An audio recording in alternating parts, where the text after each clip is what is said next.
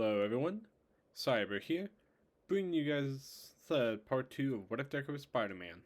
Before we begin, I wanted to say thank you all for watching. Please like and subscribe as it will show others this kind of content. As while I don't do this as a career of any kind, at more or less as a fun hobby, I am still hoping that this can bring some joy to others around as I enjoy doing these kinds of videos. Without further ado, let's begin. We begin our part at Aldera Junior High, as we see Zuko Midoriya in class. He yawns while his teacher was going over the lessons to his students. For the past couple of days, Deku has been training at Dagobah Municipal Beach. Every day after class, and at night he would sneak out when his mother falls asleep. Says in what he calls his Spider-Man costume to swing around in the sky like God's acrobat, getting better with each passing day. However, this had the downside of him getting less sleep than usual, but it would all be worth it in his mind when he becomes a pro hero. The school bell rings, ending class for the day. Everyone had gathered their belongings and started to head out the door, conversating with friends or heading towards cram school. As for Deku, he was gathering his belongings when he grabbed a notebook labeled Spider-Man. He rather liked the name he came up with when he told that girl who he was and decided to embrace the name. Inside, it held detailed descriptions of his abilities, some of the limitations he learned of from the past couple of days. It also held some ideas for possible spider-themed support items, as well as the formula for his web fluid. Deku put this notebook away and walked out of class, heading to the train station. Once there, he boarded onto the train.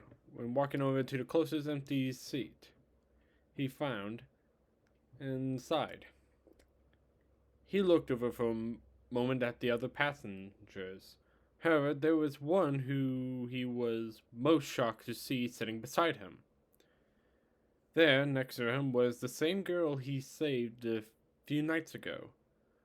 Her earphone jacks plugged into her phone as she was listening to music while scrolling on her phone. This was bad, he thought. What if she recognizes him? And realized it was him who saved her.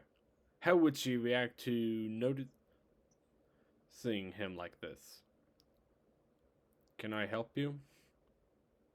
So Deku was snapped out of his thoughts as he turns his head slightly to look at the girl with the face beet red from embarrassment as he didn't realize she had noticed him.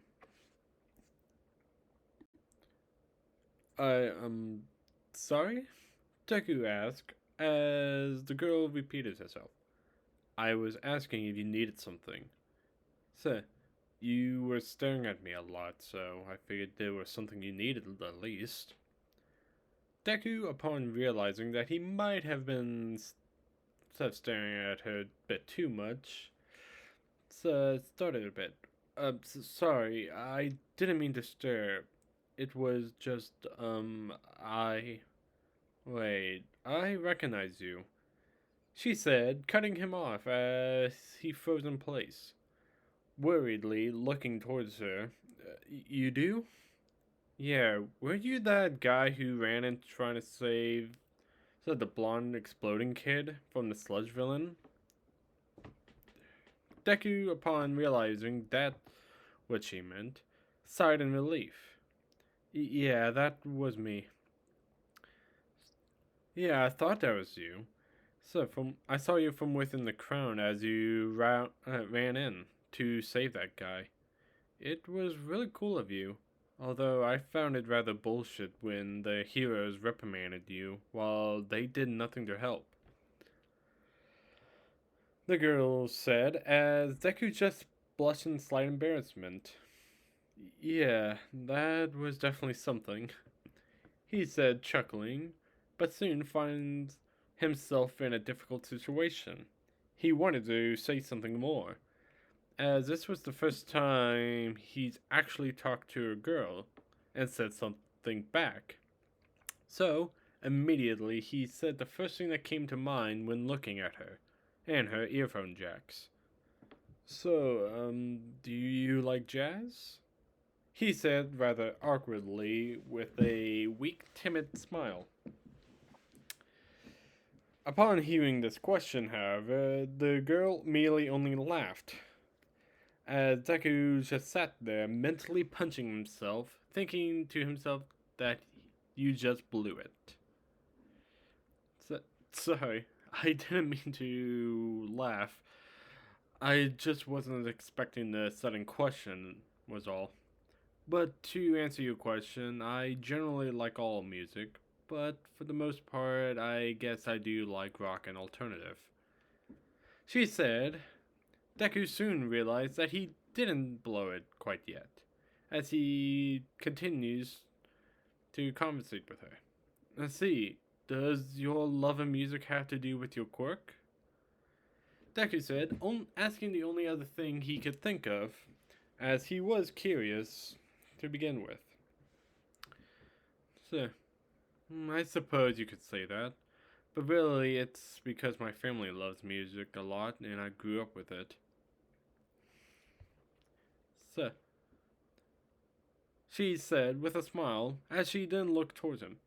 Say, I didn't get your name. Oh, it's Izuku. Izuku Midoriya. He said rather awkwardly. Well, nice to meet you, Midoriya. I'm Kyoka Jiro. She said with a smile before getting up as the train comes to a stop. Well, this is my stop. Here, let's exchange numbers real quick. She said, holding out her phone, making Deku blush. Yeah, sure, let's. Deku hands his phone over to her as they exchange numbers. The train ride stops, letting off its passengers. Jiro walks off after saying goodbye to him. So the train starts back up. Deku just sits there and can't help but to have a smile on his face. He talked to a girl, and not only that, he got a girl's number. As the day goes on, Deku would go to Dagawa Beach to train, says in peace without being disturbed, before heading back home to eat and wash up. As night fell and Inko went to bed, he would sneak out in his Spider-Man costume swinging around. Except for what felt like hours. Soon enough, he would make it a landing on top side of a building, where he would have a short break. Alright, so far so good. Keeping this up, I should be ready for UA. Suddenly, his spidey senses flared up, alerting him to danger. Below down on the streets, he looks down curiously. So he went to investigate by swinging around till he landed to a nearby building, where his senses warned him where danger is around. There, he finds a strange man dressed in yellow and brown body armor, and insulation patterned as well. He walked forward towards a bank where he unleashes a sonic wave that broke through the glass of the bank, as well as the cars nearby the area as well, having their alarms goes off. The man stood there before walking into the bank to retrieve the money. This is so bad. I don't think there's any heroes nearby, and by the time police comes, it'd be too late. Not unless I stop him, Deku said nervously. However, he had to quickly shake those nerves, as he would have let the villain go otherwise. As the villain walks out of the bank, with carrying 2 duffel bags of cash, there were 2 webs shot out, yanking the bags off the man's hand, as Deku lands before him on the streets with the duffel bags behind him. Whoa there, buddy. Didn't your mom ever tell you it's not nice to steal? The man looks at Deku in frustration and in confusion before speaking. Who the hell are you supposed to be, kid? The villain said before Deku would respond with, Me? Just your friendly neighborhood Spider-Man. He said rather meekly. Never heard of you. The villain said in his deep, gruff voice. So, well, if it's all the same, I would like to keep it that way. Fine by me. He said before raising his gloved arm and unleashing a sonic wave that knocked Deku back. Oh, okay, I shouldn't let my guard down, Deku thought as he quickly kicks back up as the man raised his arm back up to prepare to send another sonic wave at him. However, Deku uses his quick thinking to shoot a web line, pulling him out of the way of the oncoming blast.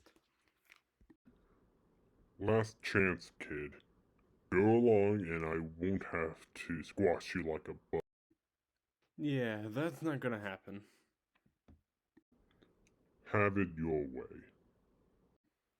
He said before he sends another shockwave forward to strike him down. However, Deku managed to dodge the man's attack as the man kept pressure on him, sending one sonic wave after another. Oh, hey, what do they call you anyways? Mr. Loudmouth or something? Deku said, getting on the man's nerves. They call me Shocker. Now hold still. He said before sending another blast towards Deku. Like before, he dodged Shocker's attacks. However, he knew he couldn't keep this up much longer. The police and most likely the heroes are on their way. So, and when they arrive to see him and Shocker fighting, who knows what will happen. Suddenly, Deku's spidey senses went off once again. Shocker had sent a shockwave towards where Deku was about to land. Everything seems to be moving in slow motion for him as fear hits him. So he shoots out a web line above him to dodge the man's attack. As he does, the attack causes a big dust cloud to form and pick up around him. Gotcha!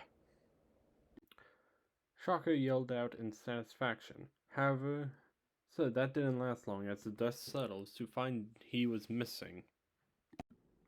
What? Where's that brat? Shocker yelled out in confusion while looking around for Deku. As he didn't know that Deku was on a nearby lamppost looking down at him.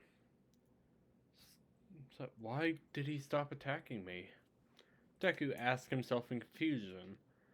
So before realizing that he was invisible.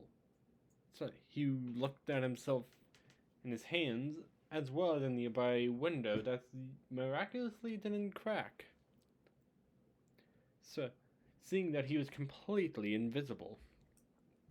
I have a lot of questions right now, but I need to take care of this guy first, he said as Shocker went back to grab the loot, thinking that Deku ran off at the end. However, the minute Shocker grabbed the duffel bags and turned around, he was struck in the face with a kick by Deku. So, while he yelled out surprise, Shocker dropped the bag and stumbled backwards, looking around before getting punched in the face again, knocking to the ground. So, as he was about to get up, he was covered in webs by Deku, holding him down for now. Just hang tight till the police come, okay? Deku said as he shoots a web line up to a nearby building before swinging away, just avoiding any police or heroes who arrived at the scene. Once he was sure he had escaped the scene, he had lifted up his mask and took a heavy breath. So, the invisibility wore off too as he looks at his hands. Thinking hard, he turns the invisibility back on before reverting them back to normal. He smiled as he looked down at his hand. That's so cool. It seems like I have more to my powers than I thought originally. Wonder what else I can do. He said as he smirked, pulling down his mask once again just to go out and swing again, testing anything else he might be able to be capable of doing. And that will do it, guys. I hope you enjoyed part 2. I'm sorry that I couldn't upload last week, as there was a lot of interference with the weather. Some tornado warnings, there's been some damage around my neighborhood, so it kind of took out the internet for a little bit that time, so it really couldn't have been uploaded any faster. But I hope you guys all enjoy it otherwise. And I also know that Discord links aren't working for some reason, so I'm hoping to fix that. I know some people have been messaging me about that, but I'm not sure what's going on with that. Otherwise, so I hope you guys enjoy it.